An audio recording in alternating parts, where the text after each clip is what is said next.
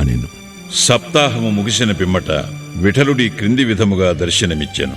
స్నానానంతరము కాకాసాహేబు దీక్షితు ధ్యానములో మునిగినప్పుడు విఠలుడు వారికి గాన్పించెను. కాకా మధ్యాహ్నహారతి కొరకు బాబా యొద్దకు పోగా తేట తెల్లముగా కాకాను బాబా ఇట్లడిగెను. విఠల్ పాటిల్ వచ్చినాడా? నీవు వానిని చూచితివా? వాడు మిక్కిలి పారుబోతు. వానిని దృఢముగా పట్టుకును. ఏమాత్రము అజాగ్రత్తగా ఉన్నను తప్పించుకుని పారిపోవును. ఇది ఉదయము జరిగెను. మధ్యాహ్నము ఎవడో పటములను అమ్మువాడు 25-30 విఠోబా చిత్రపటములను అమ్మకమునకు తెచ్చెను. ఆ పటము సరిగా కాకాసాహేబు ధ్యానములో చూచిన దృశ్యముతో పోలియుండెను. దీనిని చూచి బాబా మాటలు జ్ఞాపకమునకు తెచ్చుకొని కాకాసాహేబు ఆశ్చర్యానందములలో మునిగెను. విఠోబా పటమునొకటి కొని పూజామందిరములో నుంచుకునెను. భగవంతరావు క్షీరసాగరుని కథ.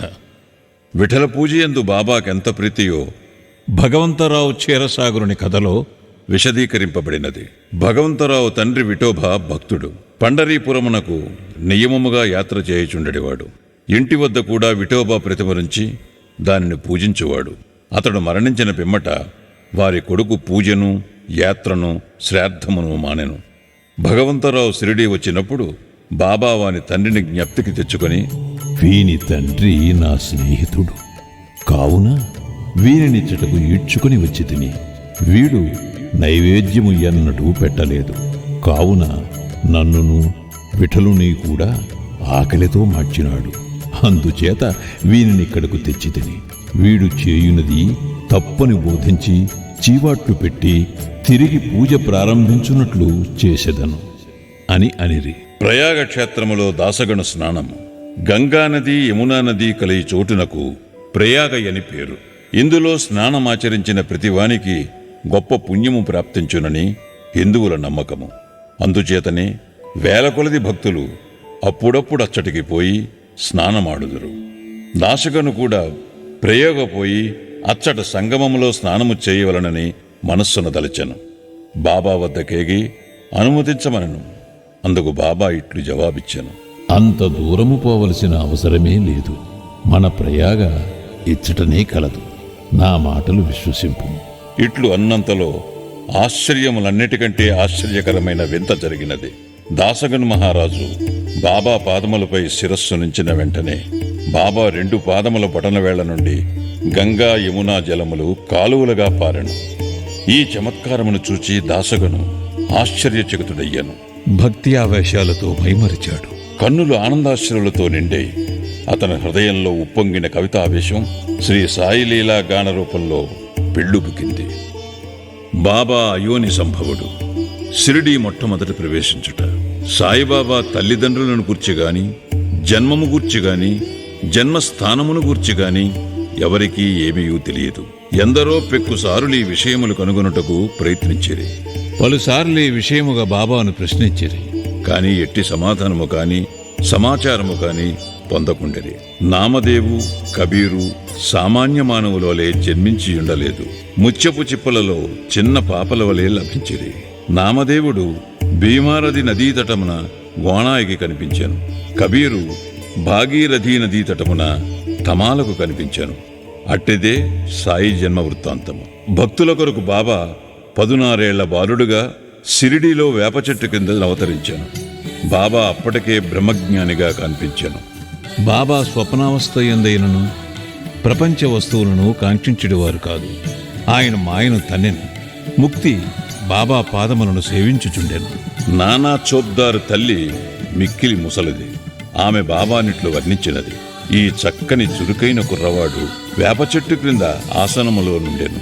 శీతోష్ణములను లెక్కింపక అంతటి చిన్న కుర్రవాడు కఠిన తపమాచరించుట, సమాధిలో మునుగుట చూచి గ్రామస్తులు ఆశ్చర్యపడిరి.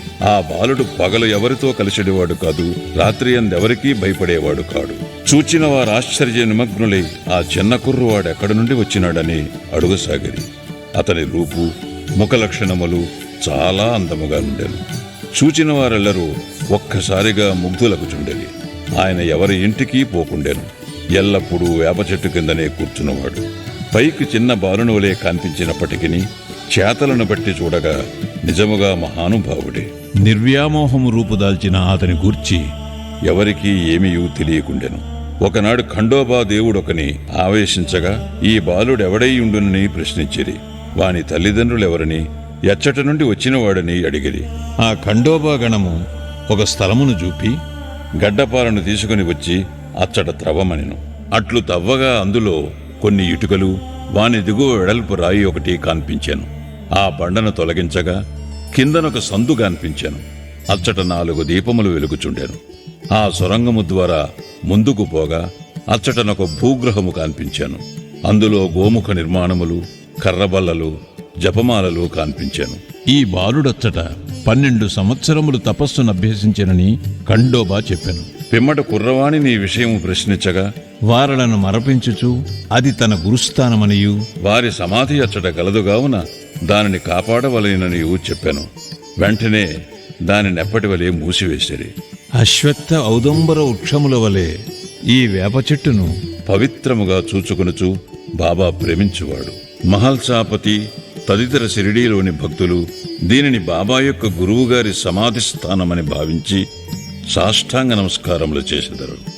3 వసతి గృహములు, వేప చెట్టును దాని చుట్టూనున్న స్థలమును హరివినాయక సాటేయను వాడుకొని సాటేవాడాయను ఒక పెద్ద వసతి గృహమును కట్టించాను. అప్పట్లో షిరిడీకి పోయిన భక్త మండలికిది ఒక్కటియే నివాస స్థలము.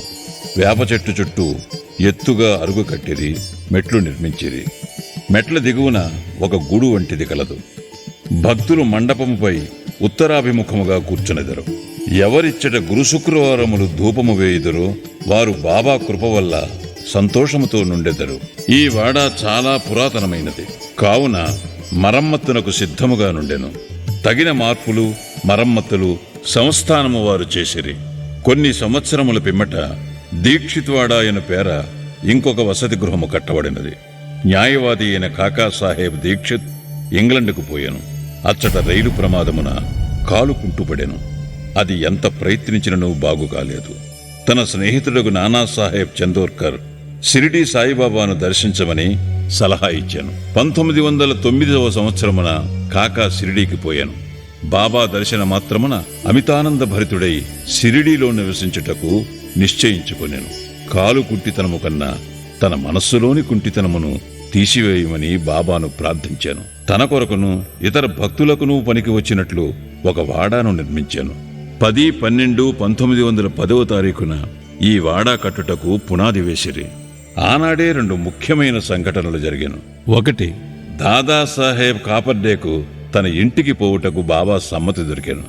2 చావడిలో సేజాహారతి ప్రారంభమయ్యాను. దీక్షిత్వాడ పూర్తి కాగానే 1911వ సంవత్సరంలో శ్రీరామనవమి సమయమందు శాస్త్రోక్తముగా గృహప్రవేశము జరిపిరి. తరువాత కోటీశ్వరుడును నాగపూర్ నివాసియగు బూటి మరొక పెద్ద రాతిమేడను నిర్మించాను. అతడు చాలా ద్రవ్యము దీని కొరకు వెచ్చించాను. వెచ్చించిన ద్రవ్యమంతయు నిజమునకు సార్థకమయ్యాను. ఏలయనగా బాబాగారి భౌతిక శరీరము అందులో సమాధి చేయబడినది. దీనినే సమాధి మందిరమందురు.